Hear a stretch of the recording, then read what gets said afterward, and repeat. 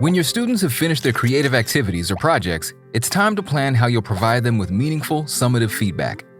Summative feedback is so much more than just grading final assignments. If done thoughtfully, it ensures students fully understand what worked well and what they might improve on in future creative endeavors. Unlike formative feedback, which is given during the creative process, summative feedback is holistic and retrospective, an opportunity to comment on a student's complete creative journey. It can highlight how students responded to earlier formative feedback, show them the importance of and relationship between the creative process and the final product, and simultaneously assess content knowledge and the development of higher-order thinking and skills, like the 4 C's. Rubrics are often the tool of choice for educators delivering summative feedback. They help communicate clear expectations and give specific feedback. Here's an example of a rubric where the success criteria for creative skills is specifically called out for students. This is an example of a single-point rubric, but you could break it into columns to give students examples of what lower or higher levels of mastery look like. You can also adapt rubrics like this to call out areas for improvement and strength in each creative skill. Other organizations and teachers have developed their own rubrics. You might want to explore them further. There are also teaching resources on the Adobe Education Exchange. These include awesome creative rubrics that align to the outcomes or objectives of the project or activity. Now let's hear from educators who have had success with summative feedback. My favourite success story around feedback involves a former student of mine who really struggled with reading and writing.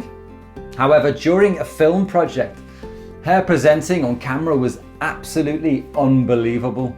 The whole class was absolutely amazed, gave her that feedback, and the extent to which it boosted her self-esteem and her enthusiasm for writing, something which she really disliked before, was absolutely incredible. My students did one-pagers on The Catcher in the Rye, and they had different templates to choose from.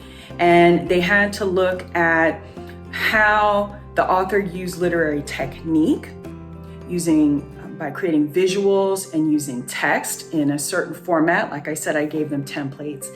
And they had to examine how Salinger used those literary techniques to convey themes, to convey central ideas.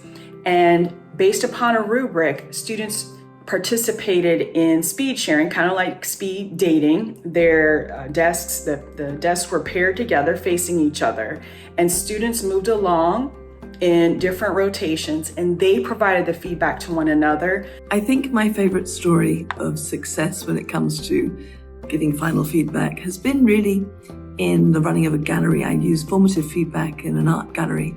Students present their Aboriginal spirituality memorials, and they are often designs, garden designs, paintings, sculptures. And the idea is that by honouring the Turrbal and Yagara people of the Brisbane region, particularly the Ashgrove area, the students have done the work, they've done the research, they've designed a memorial, they've worked out their design choices, they've had a gallery where they've given at least 5 people 2 stars and a wish for their projects, and then they apply all of that and submit not only their art piece, which they take photographs of, they make an Adobe Spark video, and they unpack their design features. They also create an Adobe Spark page, and they give me the history and the context for that piece of work. And at the end, they have a reflection. And I think the joy that they have in producing something so professional is actually probably the most important thing.